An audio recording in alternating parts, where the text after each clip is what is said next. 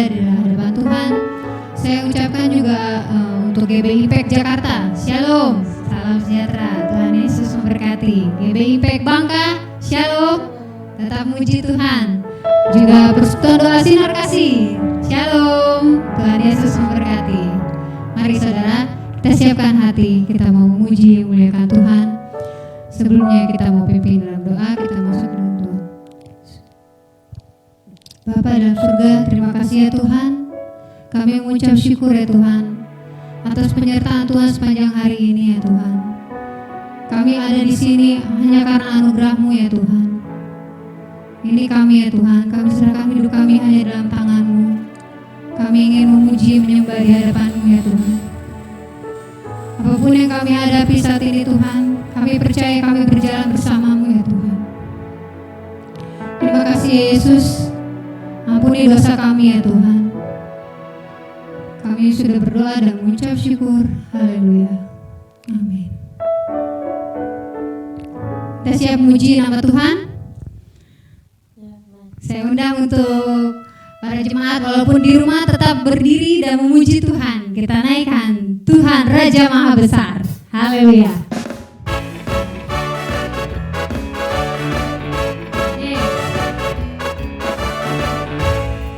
Tuhan Raja Maha Besar. Sekali lagi katakan, Tuhan Raja Maha Besar. Mari datang menyembah Dia, pencipta dunia ini. Dia membentuk gunung-gunung, kehadirannya datanglah. Mari bersyukur padanya, dengan bersuka bernyanyilah. Dia batu keselamatan, puji Dia Tuhan Raja Maha Besar. Katakan Tuhan Raja Maha Besar. Tuhan Raja Maha Besar. Mari datang menyembah Dia. Tuhan Raja Maha Besar. Yes. Mari datang menyembah Dia. Haleluya. Pencipta dunia ini. Dia membentuk gunung-gunung, kehadirannya datanglah. Mari bersyukur padanya, dengan bersuka bernyanyilah. Dia batu keselamatan, puji Dia Tuhan Raja Maha Besar. Katakan sekali lagi, Dia pencipta dunia ini. Dia membentuk gunung-gunung, kehadirannya datanglah. Mari bersyukur padanya, dengan bersuka bernyanyilah. Dia batu keselamatan, puji Dia Tuhan Raja Maha Besar. Tuhan Raja Maha Besar. Tuhan Raja Maha Besar. Haleluya. Yes, Tuhan Yesus baik. Tuhan Yesus Allah yang besar. Amin. Terima kasih. Terima kasih ya Tuhan. Saat ini kita mau persiapkan hati. Kita mau sungguh-sungguh di dalam Tuhan. Amin Yesus. Hanya Engkau Allah yang sungguh baik. Engkau Allah yang tak pernah tinggalkan kami. Terima kasih Tuhan.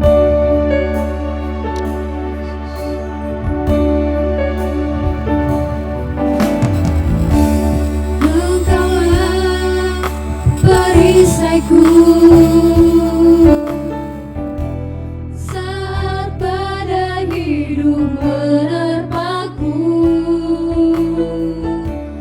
Firman-Mu di dalamku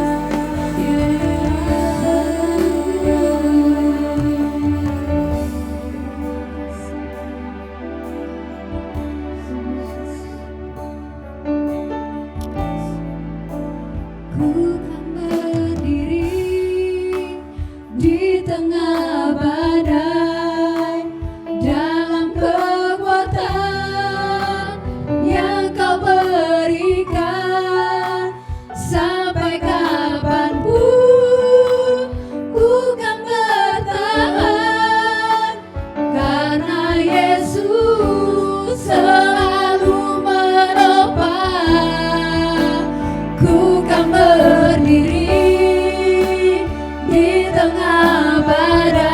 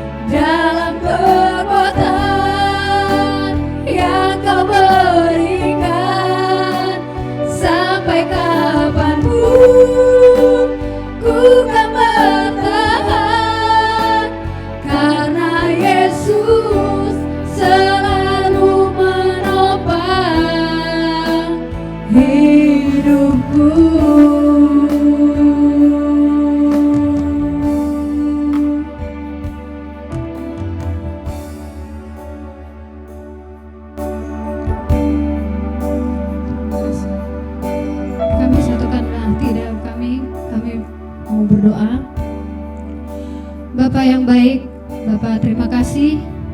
Engkau sungguh baik, sangat baik dalam hidup kami ya Tuhan. Engkau selalu ada di saat kami ya Bapa menghadapi setiap masalah kami, setiap problema yang kami hadapi ya Tuhan. Engkau ada menjadi penolong kami. Engkau ada memberkati kami. Engkau ada untuk menguatkan hati kami ya Tuhan. Terima kasih ya Tuhan. Saat ini Tuhan, kami mau persiapkan hati kami untuk mendengarkan firman-Mu.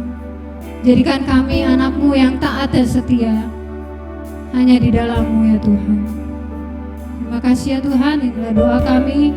Kami alaskan hanya di dalam nama Tuhan Yesus Kristus. Haleluya. Amin. Shalom, haleluya.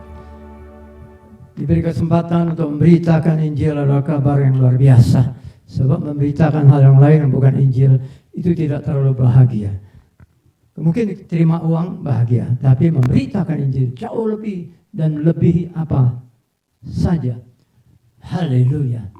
Mari kita berdoa. Bapa di surga, dalam nama Yesus kami menyerahkan pemberitaan Injil dalam tangan-Mu. Kami percaya kuasa-Mu bekerja secara dahsyat yang luar biasa. Engkau sedang menjamah setiap orang yang sakit, orang yang rindu, orang yang haus, orang yang lapar, orang yang menderita, orang yang miskin, orang kekurangan keuangan, orang yang tidak berdaya, orang yang hari-hari ini tidak dapat melihat terang-Mu karena kegelapan yang mengikat mereka. Tapi hari ini ada kabar baik.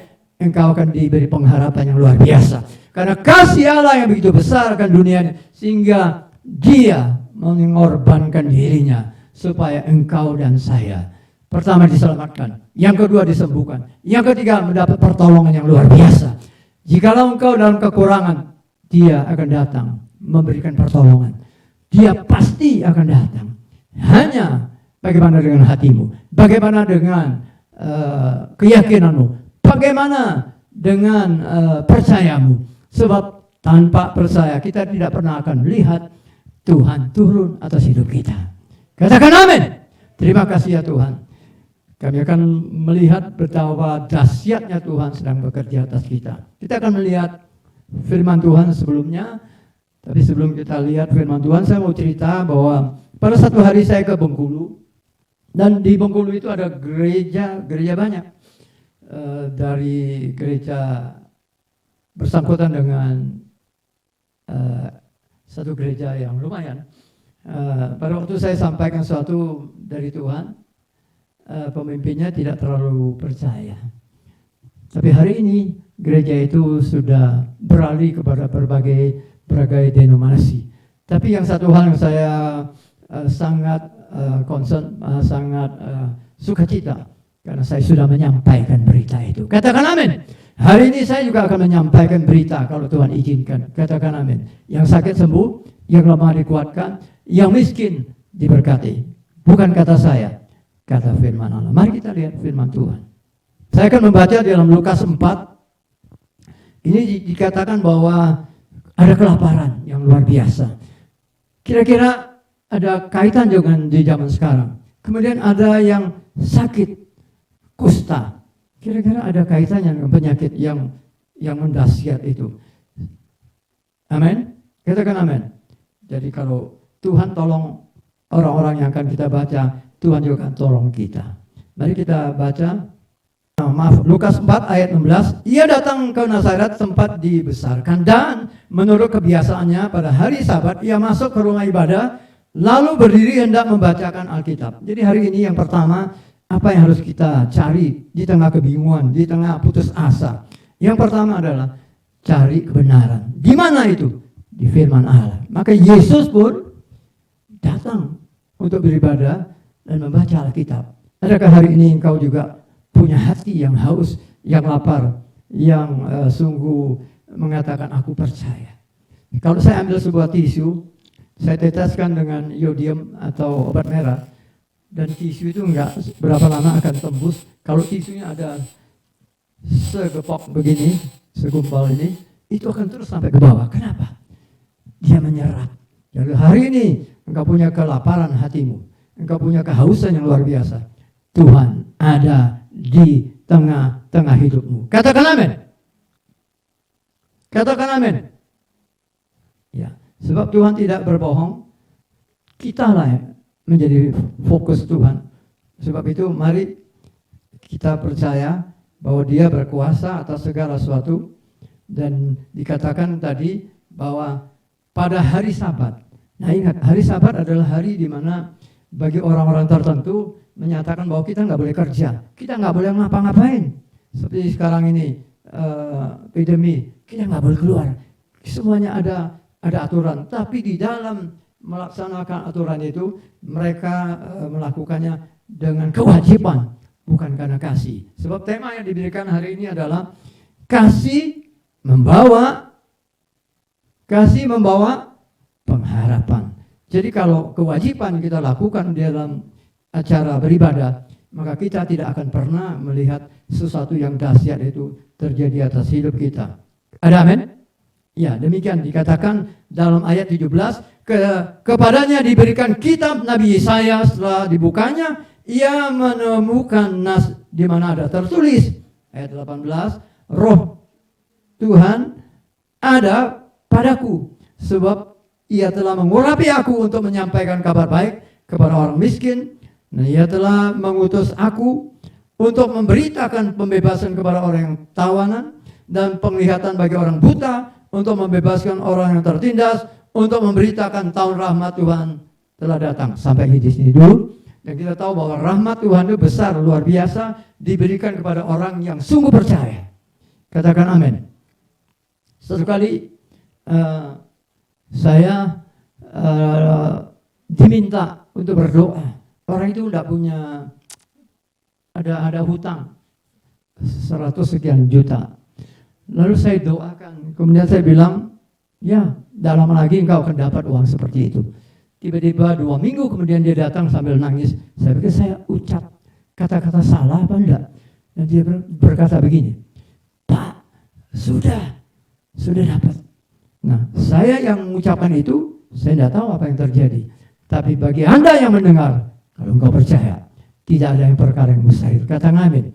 Jadi kasih Allah bisa menerobos, bahkan membawa pengharapan. Katakan amin. Seperti nyanyian mengatakan, harapanku di dalammu, hanya kau Yesus kuatku. Ku percaya, ku aman dalammu. Jadi sesuatu orang yang memiliki kasih di dalam Tuhan, 1 Yohanes 5 mengatakan, dia merasa aman. Dalam terjemahan Alkitab sehari-hari, dia akan merasa aman, ketakutan itu lenyap. Katakan amin. Jadi hari ini pertanyaannya, yang pertama, engkau memiliki kasih enggak di hadapan Tuhan? Ayat selanjutnya mengatakan, bohong. Saya ulangi kata, bohong. Alkitab berkata, kalau dia berkata, aku mengasihi Allah, aku memberi, aku puasa, tetapi dilihat saudaranya sendiri, dia melengos itu. Ingat, di dalam Injil mengatakan juga, ada seorang yang dirampok, ada imam lihat, dia minggir, ada Lewi lihat, gua pusing nanti keluar uang, dia minggir lagi. Tapi ada orang Samaria, dia melihat orang itu tidak berdaya, karena dipukuli berdarah-darah, dia bawa ke penginapan, dia kasih uang, kalau tidak cukup saya akan datang membayarnya kembali. Lalu Yesus berkata, mana orang yang sungguh-sungguh punya belas kasihan. Jadi hari ini, jikalau engkau punya kasih, engkau melihat saudaramu susah, jikalau engkau melengos seperti imam, seperti orang Lewi, Samaria menolong. Demikian juga pada waktu di dalam Yohanes 5 ada orang lumpuh di kolam Bethesda. Orang banyak itu menghambat sehingga ada 4 pemuda yang sedang memikul temannya, sahabatnya yang lumpuh. Saking ingin supaya sahabatnya itu mengalami pemulihan. Mereka jalan tapi tidak bisa. Mereka naik ke atap dan membongkar atap itu. Sehingga atap itu bolong dan mereka turun pas di depan Yesus sedang memberitakan kabar baik. Lalu Yesus berkata, dosamu sudah diampuni. Lalu orang Farisi bilang, wah, apa ini? Dosanya diampuni. Siapa dia? Nah, hari ini kita tahu bahwa kalau pikiran kita tidak beres, maka hati kita tidak beres. Kalau kita nggak menyiapkan hidup kita kemarin, maka hari ini kita akan mengalami tantangan yang besar. Jadi bagaimana hidup kita untuk ke depan? Pikirkanlah hari ini. Jadi saya ulang lagi, bagaimana hari ini hidup kita? Pemikirannya sudah ada kemarin. Bagaimana masa depan kita? Pikirkanlah hari ini. Katakan amin. Jadi kita kerap kali mengatakan begini, orang ini asal bicara aja ya, apa aja langsung nyeletuk ngomong. Tapi sebenarnya kalau kita pikirkan ada benarnya. Amsal 23 ayat 7 berkata, apa yang diperhitungkan di dalam pikiranmu, demikian juga jadinya. Oleh sebab itu, mari hari ini waspadai apa yang kau pikirkan. Hati-hati dengan yang kau pikirkan. Jangan bingung dengan pikiranmu. Mulai diisi dengan firman Allah. Tadi dikatakan bahwa Yesus membaca firman Allah. Roh Allah ada padaku untuk memberitakan kabar baik kepada orang miskin. Hari ini siapa yang miskin? Mungkin hati miskin, mungkin keuangan tidak ada. Hari ini mujizat terjadi atasmu. Yang pertama, engkau percaya. Yang kedua, engkau lapar. Seperti tadi saya berkata, kalau tisu ini, kertas ini saya teteskan obat merah, dia akan menembus sampai jauh ke bawahnya. Jadi sebab itu, ada harapan bagi kita. Kasih Yesus tidak pernah berubah. Dulu, sekarang, selamanya. Katakan amin. Jadi tadi kembali lagi cerita tentang orang lumpuh 38 tahun di kolam Bethesda. Anda tahu bahwa saya tidak bisa bayangkan siapa yang mengantar, siapa tiap hari menjemput, siapa yang terus menanti menunggu untuk diturunkan di kolam itu. Tapi ternyata dalam Alkitab mengatakan tidak ada orang. Dia berkata, Tuhan, tidak ada orang yang menurunkan saya. Artinya banyak orang cuek. Hari-hari ini dikatakan kasih sudah sangat dingin dan tawar. Oleh sebab itu, sebagai orang yang percaya, miliki kasih. Kalau engkau tidak miliki kasih kepada Allah, bohong engkau mengasihi saudaramu. Oleh sebab itu, persiapkan pikiranmu. Dari sekarang, engkau sedang menentukan masa depan hidupmu. Katakan amin. Sebab itu, saya teringat beberapa tahun yang lalu bahwa ada seorang yang sedang bawa gerobak makanan itu mie sotomi, ya, pas di depan rumah saya. Karena di depan rumah saya ada itu polisi yang sedang istirahat, polisi tidur maksud saya. Dia dorong mungkin karena tidak pas sejajar dengan polisi yang sedang istirahat, agak miring, jadi tumbang jatuh. Seluruh dagangannya tumpah ke aspal, piring, mangkok, gelas pecah. Sebagai orang percaya, apa yang kita akan lakukan? Melengos seperti imam, melengos seperti Lewi, atau seperti orang Samaria, atau seperti Yesus yang melihat 38 tahun orang ini tekun, tidak ada satu hari dia absen untuk datang. Begitu pengharapannya. Serta hari yang keberapa saya nggak tahu, tapi 38 tahun Tuhan datang dan tanya, maukah engkau sembuh? Dia bilang nggak ada yang nurunin. Kalaupun goncangan terjadi, saya mau turun, udah orang lain yang duluan. Jadi waktu itu, bukan sekarang lagi kasih sudah tawar. Waktu itu aja sudah tawar kasih orang. Pokoknya gue, lu mah nanti aja. Maaf bahasanya gitu lebih baik ya. Kamu mau urusan kamu, saya punya urusan. Pokoknya saya beres, ciao. Lu urusan kamu. Jadi dulu aja sudah cuek. Bagaimana kasih bisa diwujudkan? Bagaimana bisa membawa pengharapan? Haleluya. Jangan haleluya. Tapi pikirkanlah di hatimu. Sebab orang berkata, kalau engkau tidak memikirkan mulai hari ini, maka engkau kehilangan kesempatan. Baik pekerjaan, keuangan, kesehatan, rumah tanggamu, dan juga masa depan anak-anakmu. Kalau orang mau sehat, gimana? Taruh pisau di Tidak kata kita Amsal. Tapi banyak nggak orang tidak peduli dengan kesehatan? Dia bilang pokoknya gue mau ingin itu, nah berdasarkan keinginan. Ingin ini pokoknya urusan belakang, habis perkara. Tapi akhirnya kenapa? Setelah saya melihat orang itu lumpuh, baru dia mau, pokoknya sehat deh. Kenapa? Sudah hampir terlambat. Tapi hari ini belum terlambat. Jikalau engkau membutuhkan, kebutuhanmu memang banyak, Bapa kita di surga tahu. Sebab itu kasihnya melampaui pemikiran manusia yang tidak mungkin jadi mungkin, sehingga dia membawa pengharapan bagimu. Tadi kita sudah baca dalam kitab Yesaya dikatakan bahwa Roh Allah ada padanya untuk memberitakan kabar baik. Demikian juga hari-hari dijanjikan oleh Yesus, aku akan mengirim Roh Kudus seperti dijanjikan Bapa kepadamu. Artinya apa? Roh yang melakukan kedahsyatan itu ada di dalam engkau. Dinamit, ledakan di dalam hidup kita ada di dalam engkau. Jadi apa yang mesti kau takutkan? Yang pertama, karena engkau takut nggak punya kasih kepada Allah. Yang kedua, engkau tidak punya kasih kepada orang lain. Ketiga, engkau terlalu lama mementingkan hidupmu sendiri. Sedangkan engkau membiarkan orang yang susah, engkau membiarkan orang yang dirampok, engkau tidak mengulurkan tangan. Dan gereja ini mengulurkan tangan bagi orang-orang yang susah. Gereja ini mengulurkan tangan dengan iman dan pengharapan dan kasih. Kalaupun tidak bisa membantu lebih banyak, tapi minimal impact, artinya iman, pengharapan, kasih. Di mana imanmu? Alkitab berkata, di mana perbuatanmu? Sebab itu, mari hari ini coba kita introspeksi. Hati kita benar atau tidak?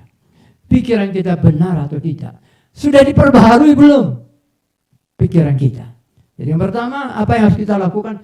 Datang kepada Tuhan, berlutut, dengarkan. Jangan seperti Marta, sibuk, tidak ada sempat. Pak, sedikit aja kami mau memberitakan namanya. Nggak bisa, nanti aja. Satu kali ada teman saya yang saudaranya diberitakan kabar baik, Injil, dia terima kabar baik. Kemudian diajak, ayo kita melayani, nanti aja katanya. Saya baru umur 35, masih jauh. Nanti kalau udah umur 50, saya akan. Apa yang terjadi?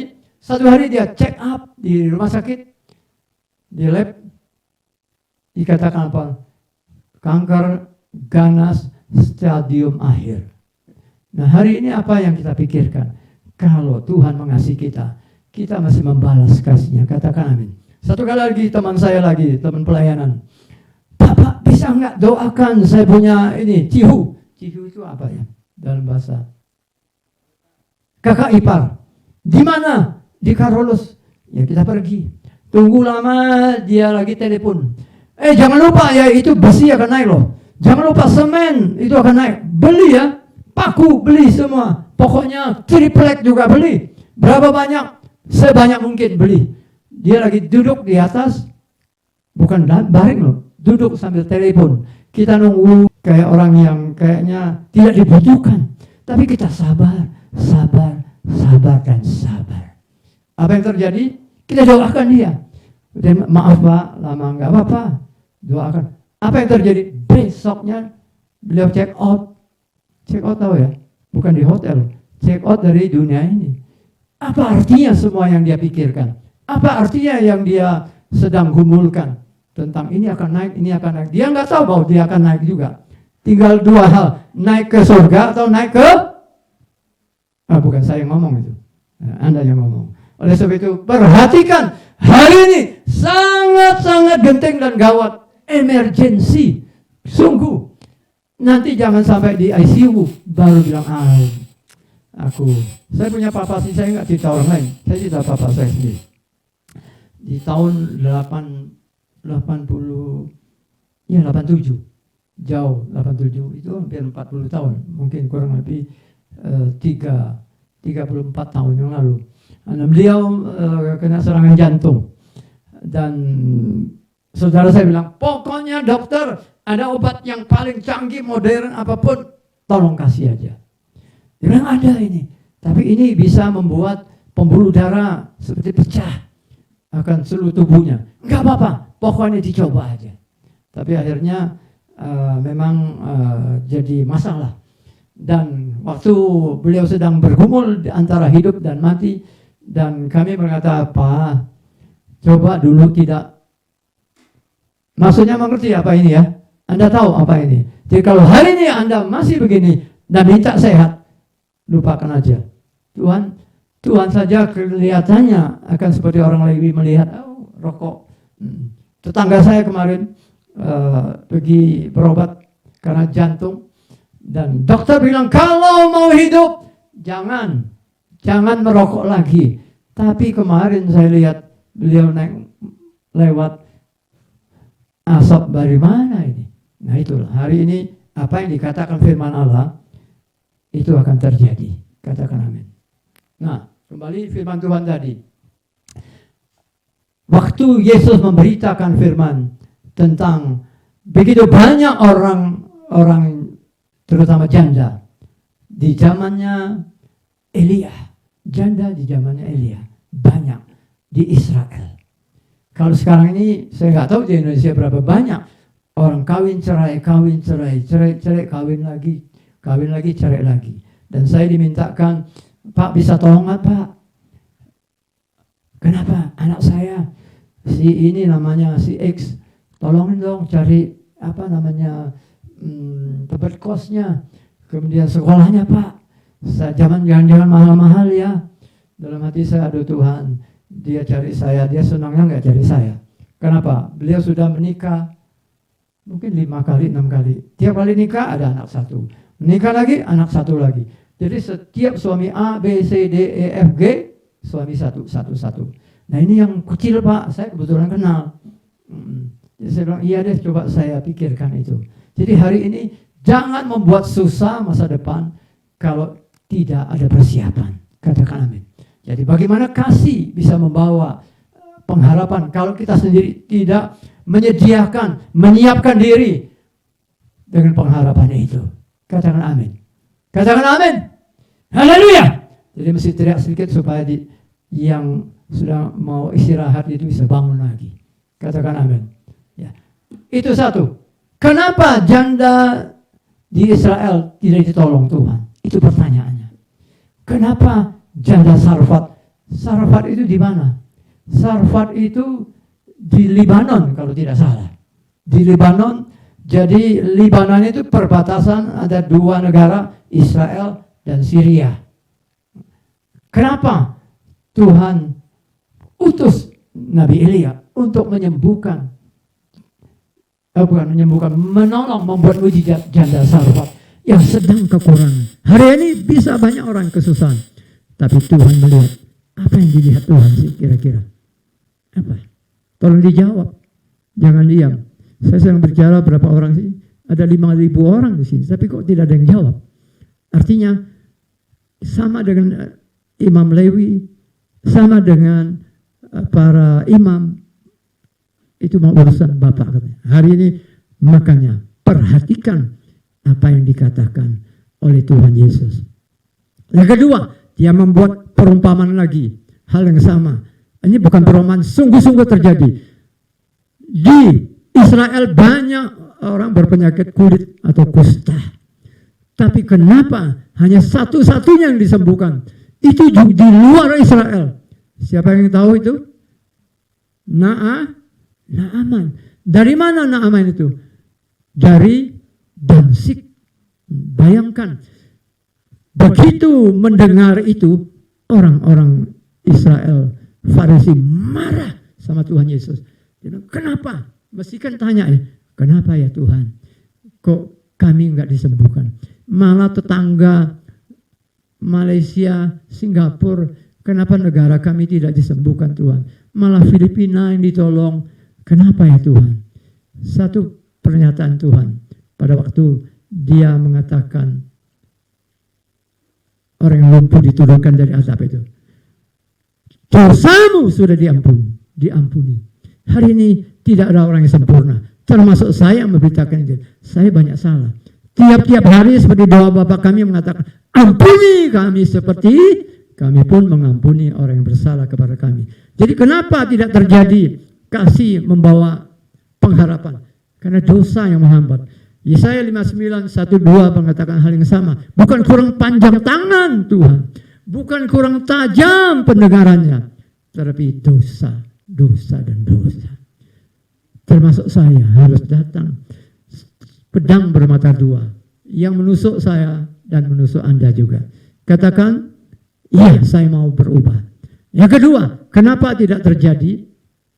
Nah kita lihat, tadi dikatakan bahwa hanya Naaman aja hampir-hampir tidak dapat. Kenapa? Dia merasa, wah pasti sungai yang beginian bau lagi. Suruh saya turun, seenggaknya nabinya itu goyang-goyang kayak tangan gitu dan engkau sembuh. Nah hari ini engkau jangan melihat saya tidak ada apa-apanya. Tapi di belakang, di hati, kuasa Allah sedang bekerja dalam nama Tuhan Yesus. Satu kali ada orang yang mendengar satu berita tentang kesembuhan. Dia dari TV. Pada waktu hamba Tuhan itu berdoa, dia taruh tangannya yang lumpuh di TV. Apa yang terjadi? Dia sembuh. Hari ini hal yang sama. Jika engkau taruh tanganmu yang kau sakit, engkau dipulihkan. Oleh karena kasih, bukan saya. Kasih Yesus yang tidak berubah. Dulu, sekarang, selamanya. Katakan amin. Oleh sebab itu, jangan lupa yang pertama, bahwa dosa menghambat masa depan. Dosa menghambat hidupmu. Dosa menghambat keluargamu. Dosa menghambat anak-anakmu.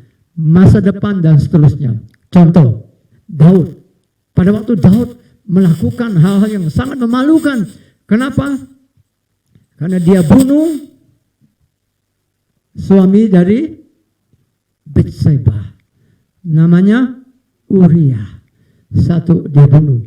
Kedua, dia hamili istrinya.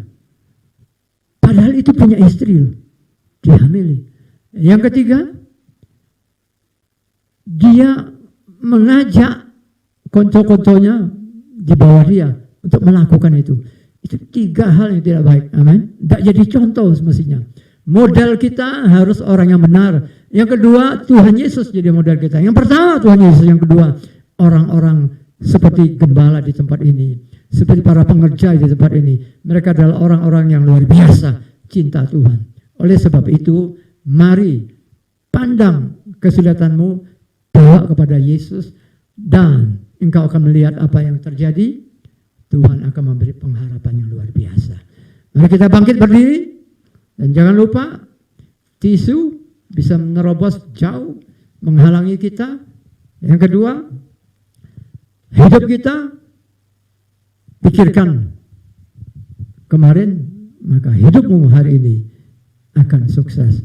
Pikirkanlah hari ini, maka masa depanmu ada di tanganmu yang luar biasa.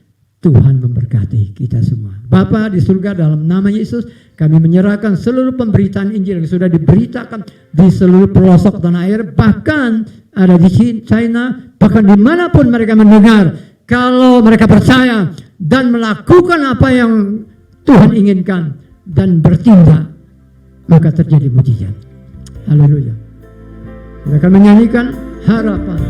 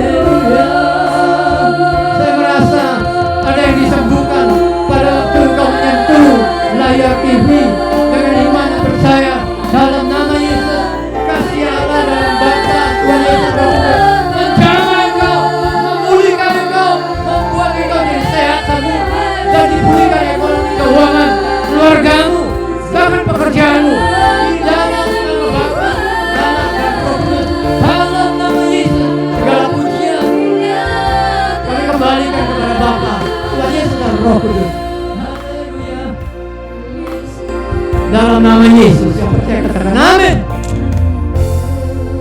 Tuhan memberkati.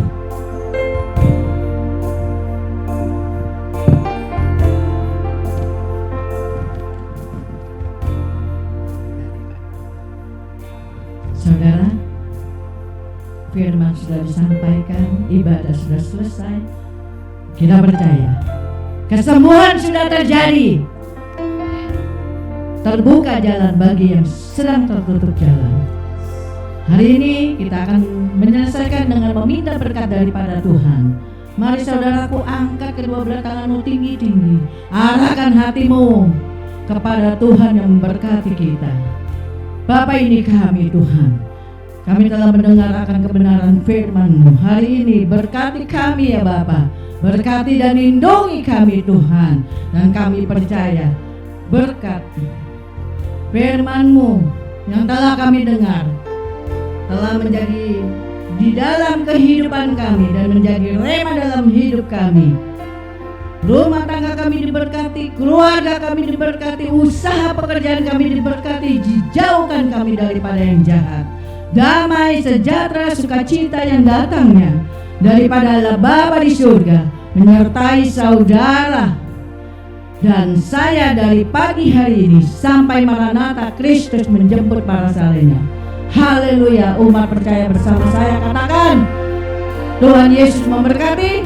Sampai ketemu di minggu ke depan. Haleluya.